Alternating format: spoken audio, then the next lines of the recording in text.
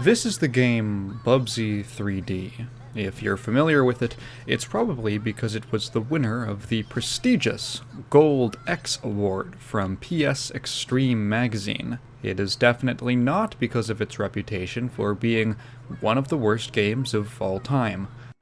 I want you to keep that in mind when I read this excerpt. And there you have it. Beautiful graphics, great tunes, solid gameplay, unique style, a little puzzle solving, and surprisingly deep, thoughtful gameplay add up to an experience that no action/platformer fan should miss. Now, if I told you that this is a review from a nationally syndicated gaming magazine in 1996, you might chuckle to yourself and say, did this guy write this on acid? Actually, no. That was just his opinion. This review comes from the aforementioned PS Extreme magazine, which was founded by none other than GameFan alumni Taco Brody and Tim Lindquist.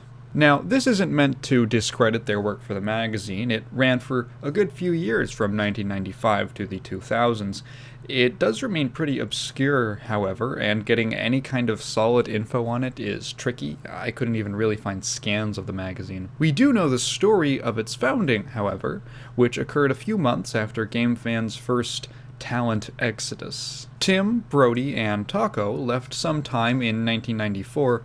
However, there were some stipulations. Taco was supposed to keep freelancing for the magazine, writing a sports section for an agreed-upon amount. This also included an agreement that he wouldn't do any work for GameFan's competitors. Did this work out? One of my friends came up and said, Dave, I gotta quit this job. Will you Pay me. And I tell the truth. I'm always 100% honest. I say, yeah. For a little bit. Dave couldn't pay his full-time employees. Do you think he's going to pay a freelancer? So, fed up with inevitably not getting paid, Taco decides that if GameFan won't honor its end of the deal, it's all off, and he, Tim, and Brody form Dimension Publishing to release their own magazine, PSX. Almost immediately, Halverson sues for two things. The first is almost understandable, if ironic. It was for Taco breaking the terms of their contract. The second is... So, PSX used the same RGB capture hardware that Tim had hooked GameFan up with, and PSX was able to get the same level of high-quality screenshots for their own magazine. Dave sued them for copyright infringement. He believed that he owned the copyright to taking screenshots with RGB capture hardware. Seriously. They ended up settling things out of court for an undisclosed sum. Now, Tim keeps things vague because they did sign an NDA, but it's safe to say that the copyright part of the suit didn't go very far, seeing as they kept publishing with no problem. PSX would be renamed to PS Extreme after legal threats from the media conglomerate Ziff Davis. ZD already owned several gaming magazines, including the official US PlayStation magazine, so I can kind of see the case. Oddly enough, Ziff Davis would actually end up purchasing GameFan sometime later, but we're getting ahead of ourselves. See, these legal spats were just one piece of GF history. There's heaps and heaps of stories with no real definite place in the timeline. It's a real, can of worms.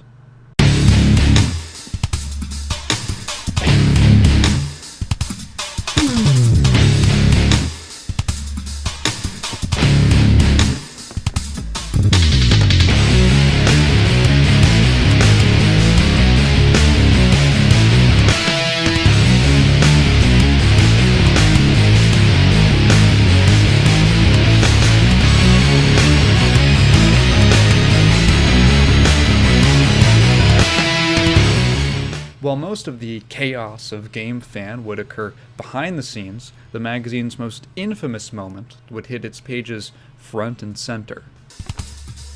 Keep on rocking.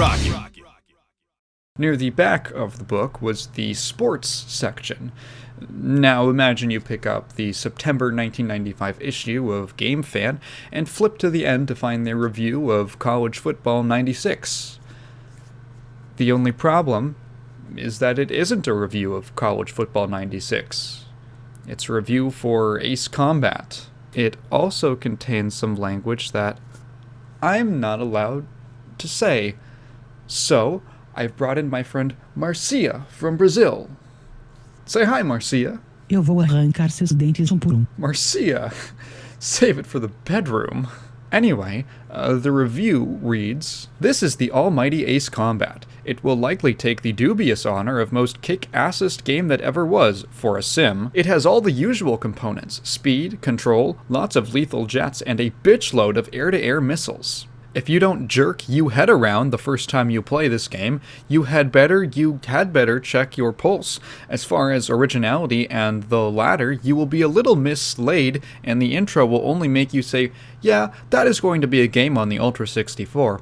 But other than the game on the Ultra 64, but others than the obvious flaws in the tiny texture map terrors of the sky, the game really rocks.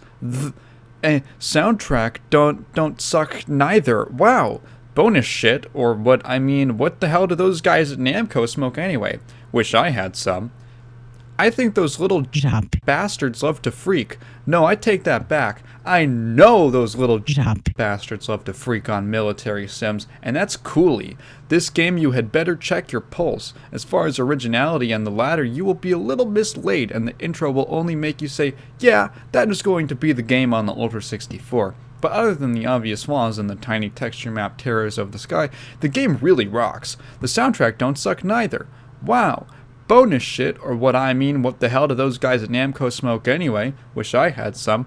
I think those little bastards love to freak. No, I take that back. I know those little bastards love to freak on military sims, and that's cool if you're a little bastard, but I am not. Us poor white trash from SoCal will just have to play it for what it is.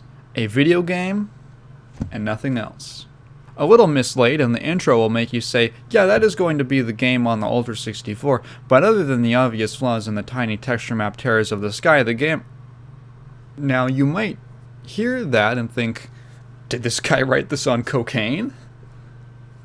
Again, no. Naturally, this is pretty shocking to read, even now, and there was a notable outcry from their readership. Someone named John, whose full name I can't quite find, recalls the editorial reaction.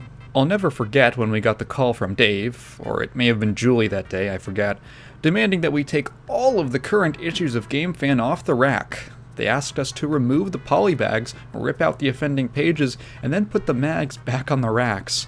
We complied, but not before I nabbed 5 unopened copies for myself, a few of which I still have today. So, what happened here? Well, an apology went out the very next month from Halverson. As you may or may not be aware, tragedy struck the September issue of GameFan in the shape of a sports article. This seemingly unsuspecting review was invaded with some of the ugliest text I have ever read.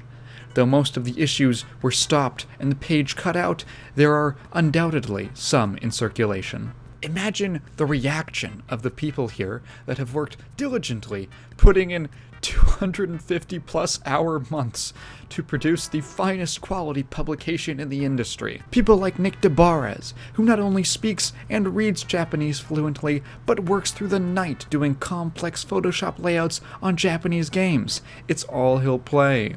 E-Storm, whose dream in life is for the US game scene to mimic Japan's. Andrew Cockburn, who visits Japan frequently for GF and has a Japanese wife. It was devastating. This offensive text was actually littered throughout GameFan and was caught prior to shipping final film. We thoroughly believed we caught it all. However, the page in question slipped by undiscovered. We were on the tail end of a 72-hour marathon shift to get you the very latest, as usual, and went into simultaneous massive shock when we found this absurd planted text. Apparently, we were victims of the worst joke in video game publishing history. Dave Granite, assistant editor, would later post to a Usenet forum about the incident. "We had nothing to do with that outrageous text. Some party took it upon himself to sabotage GameFan and wreck everything we've worked for years. Let there be no mistake about it. GameFan magazine was the victim of sabotage." Spoilers. It wasn't. Now, I kind of lost my mind trying to rediscover this, but I know that months ago I found the first-hand explanation for this story. I can't get my hands on it, so take what I'm saying with a grain of salt. So what is known is that one David White was responsible for it. He was the executive producer at the time, and as we can tell from the rest of the sports section, was one of the main writers in charge of launching it. I should have mentioned, this issue was supposed to be the one to overhaul the sports section to put it on par with the rest of the magazine. Oops. Anyway, the account I read from him, that I can't find, claimed that because there was such a focus on visuals in the magazine, the layouts would be completed before the actual text was put in, and therefore they often used filler text to test them. White's editor was Japanese, and they had this game where White would put in the most offensive thing he could come up with for his editor to read, and then they would joke about it later. This little inside gag would be just fine, until one issue, when the filler text wasn't caught in time. Mind you, almost every issue was cranked out under the conditions of back-to-back all-nighters. This kind of explains the repetition and the way that sentences are just stitched together. It was probably a few lines that he just copy-pasted willy-nilly to try and fit the layout as they were making it. The fact that they tried to pin this on industry sabotage is kind of hilarious, and I almost wonder whether or not they even told Halverson the full story. This incident would lead to an encounter at the Consumer Electronics Show. Mike Wakamatsu, known as Waka, recounts him hanging out at the GF booth with their model during the show. Suddenly, some drunk guy storms up to them with the September 1995 issue in his hand, open to the college football review. He was pointing furiously at the page and cussing me out. "This is politically incorrect. This is bullshit. Who wrote this piece of shit?" I just looked at him and said, "Why the fuck are you yelling at me? You got a fucking problem, then go talk to whoever wrote it. I'm not here to listen to your shit." He stood there for a moment, then walked away, sobbing. Then, Kristen, the booth babe, looked at me and said, "Is that normal?" We both laughed for about 10 minutes. We couldn't even hand out the mags after that. GameFan would make several appearances at CES. A few years before that, in 1993, Wolfinger tells the story of their first trip. The show was held in Las Vegas, and he got there a few days after some of the other guys had gone up to check things out. So Jay and I are going to share a room. Oh joy. And this is the room previously shared by Cockburn and Kelly. So we get there, and the room is thrashed. The beds are all unmade, condom wrappers everywhere. Oh boy, times two. So the next day we are told that after asking Halverson for money for food, etc., that Kelly, Cockburn, and Kei Kuboki promptly went and used that money to buy a hooker, which they then all shared. Then they all played Yoshi's Island. Kelly would chime in later to add, "A-okay, that shit actually did happen. What can I say? I'm a lot older and a little wiser now. P.S. The hooker's name was Simone." On this particular trip, Wolfinger would end up hitting the casinos. He ended up turning $20 into $90 and figured he might as well stop while he was ahead. Good move. They had driven there initially, and because he wasn't an editor or a PR guy, he figured there wasn't that much point in him being there, so he decided to use his winnings and book a flight to get back home a few days early. So I get my bags together and I go, "Oh shit, I can't carry this on the plane." So when Jay Puryear got back to the room, I go, Jay, do you think I can give you something to take back for me?" And hand him a small blue bag. He was like, "What is it, T?" I say, "Well, don't tell anyone, but, it's a gun." Jay, "A gun? Are you nuts? What the hell did you bring a gun for?" "I don't know, long car trips through the desert. I always packed heat back then." LOL, more likely I had seen too many movies. So, of course, Jay told everyone back at the office about it, and for the next several months, I heard lots of entertaining comments. Hey T, you packing? Sup, gangster? Hey, don't shoot! Hehe. There's a few people mentioned in this story that we haven't touched on yet, so let's hear a little bit about, Kei Kuboki first. Kei was known as Special K and was a Japanese guy who was part of the Day 1 staff. He was fluent in both Japanese and English, and they relied on him to translate both Japanese magazines and games. So, Dave had a dog. He had 2 dogs, actually, named Snowball and Puggle, both males, and they spent a lot of time in the office. In fact, Terry complains about the mess that Puggle would make by his desk all the time. Now, I mentioned that they were both male, but maybe Puggle was stupid and thought Snowball was female, or maybe it was a gay dog, but he would try to mate with Snowball, right out in the open. Kei, for his part, would take it upon himself to take care of things, to relieve the tension, to do it manually. He jerked the dog off regularly in front of everyone.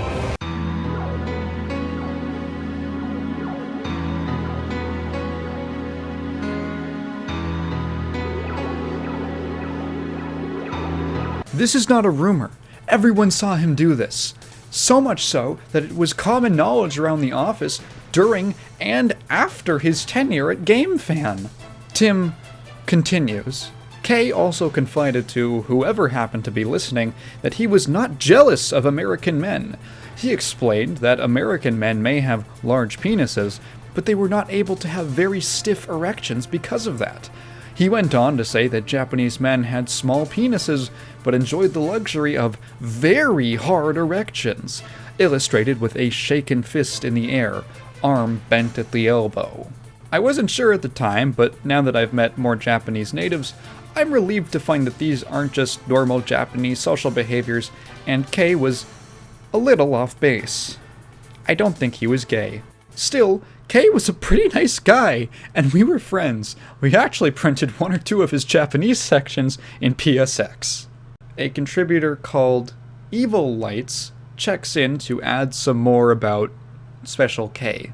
He also once claimed to have been raped by a fat girl on the summit of a hill in the Japanese countryside. He told us he was so ashamed of the contact and disgusted by her fatness that after the act, he got a hold of a pocket knife and scraped off the outer layer of his penis skin.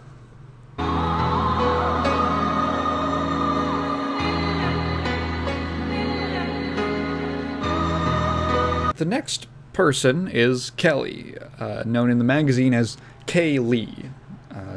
Waka has quite an anecdote about him.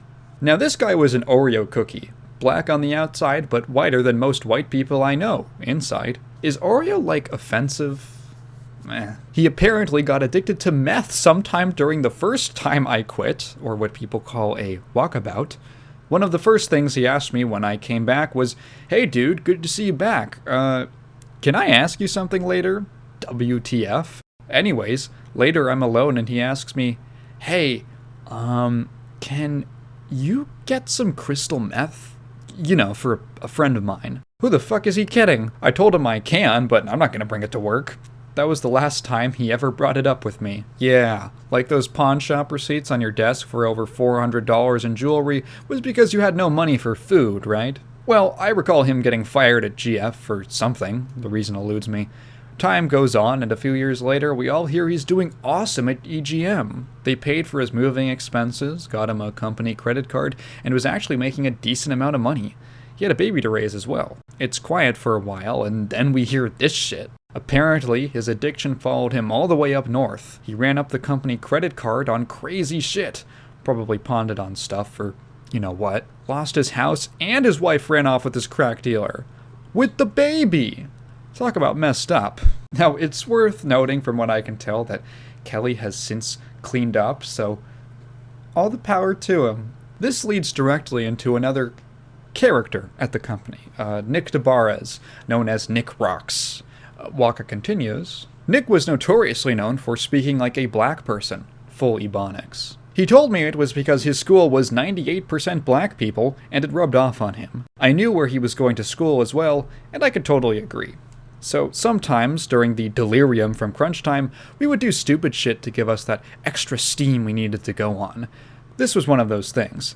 This was actually the birth of the famous 2 scoops line, Street Fighter double fireball reference in Ebonics. Yes, it's a Raisin Bran pun. Now, Kelly heard around the office that Nick did an impressive black person imitation, and he wanted so bad to hear it. But of course, Nick wasn't about to bust out with it in front of Kelly. Yes, he's black. That would be a bit awkward, no?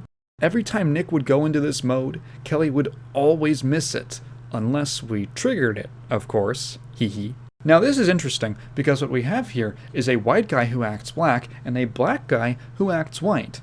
If they fused, you could make some kind of perfect mixed-race superhuman. One day, I was talking to Nick, and I see Kelly in the corner of my eye.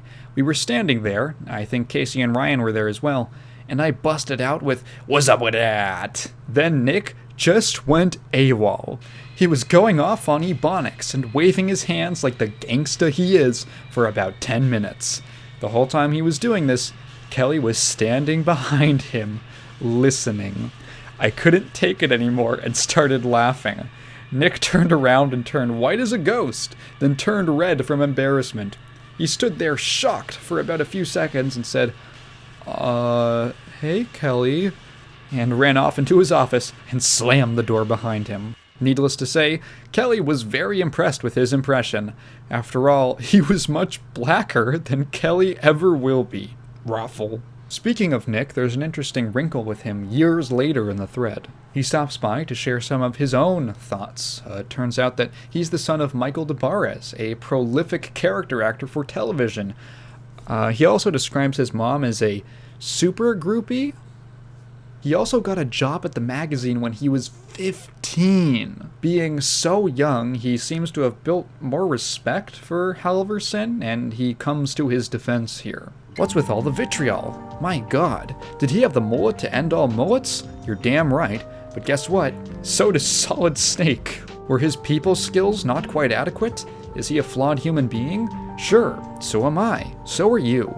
I guess you could say I was one of his favorites, so I may not have seen the worst of him, but I'll tell you this about Dave Halverson. He loves video games. He loves video game journalism. He may have got in way over his head, but he is a genuine person. He and his wife Julie gave me my start in life, and I am hugely grateful to them for it. I'll hear no ill talk regarding Dave. He created GameFan, wrought it from the very aether, and without him, this thread would not exist. Everyone who talks shit about personal experience with him, let's face it, you wouldn't be where you are today without DH. Tim would respond to this with distaste. I disagree with this strongly. You can't possibly know how GameFan was truly created since you were not there. Halverson did not create GameFan out of the ether, not by a long shot. I got myself where I am today by doing what I love doing, just as Halverson got himself where he is by doing the same. Another member called Casey chimes in to join Nick's side, and in fact called Jay Pergier evil. Wolfinger would respond, Casey, it saddens me to hear you say such things. I just can't begin to fathom why anyone would want to defend Halverson. He was not a good guy. Yes, he had a pure passion for gaming, etc., but he was such a slimeball in every other facet of life. I guess I can understand the perspective of you and Nick and Shidoshi, all young kids getting their start in the industry and being grateful for their first real job. Forgiving is fine, but let's not paint the guy as a saint. Did you know all the times we were not getting paid, and Dave would tell us how he's in the exact same boat, that he was in fact cashing his checks before anyone else, and depleting the funds? I can go on and on. And to diss on Jay? Jay stuck it through to the end and was the only one who was actually upfront with how fucked the whole situation was, and honestly tried to keep it all together. Bergstein? Yes, very evil, though only slightly more evil than Helvetica abnormal. It's a good one. Oh yeah, let's talk about Dave Bergstein. So last episode I mentioned his shady qualities as a businessman, but I never really got into the dealings besides his payment funnies. Most of the juicy details here come from Shidoshi. Oh, and side note, in the last part I referred to Shidoshi's real name as being Eric Patterson. I learned while making this video that since all of this went down, they actually came out as trans and now go by Molly Patterson. So if you happen to be watching this, 1, congrats, and 2, no hard feelings. I will still refer to them as Shidoshi just for simplicity's sake.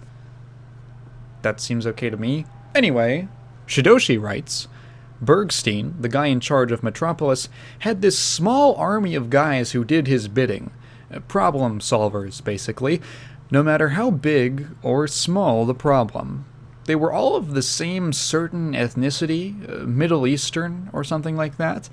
The lead guy, Moshe, some name like that, had supposedly made sure more than a handful of guys were never seen or heard from again back in his home country. Most of the foreign writers started working at GameFan totally illegally. They would come over on a visitor's visa, work at the office, and once their 3-month vacation visa was up, they would fly back to their country and stay there a bit until they would come back on another visitor's visa. Waka fills in some extra details for us. Don't even ask me about deleted his name for my safety lol, Bergstein's personal assistant. This guy could get a mob to whack a guy if he wanted. Drugs? He only supplied some of the staff with their needs when they wanted it. Shady indeed. So, if you read between the lines on this one, Dave Halverson is allegedly, potentially, an accomplice to multiple international assassinations. There's a guy drugging people, there's a guy fucking a dog, there's Middle Eastern hitmen writing game reviews. I would say that there's no more, but let's face it, we both know that there is. Because at GameFan, the ride never ends. We live hard, we die hard. Listen to my podcast if you want to hear me ramble. Check out my Patreon to give me money. It's not over yet.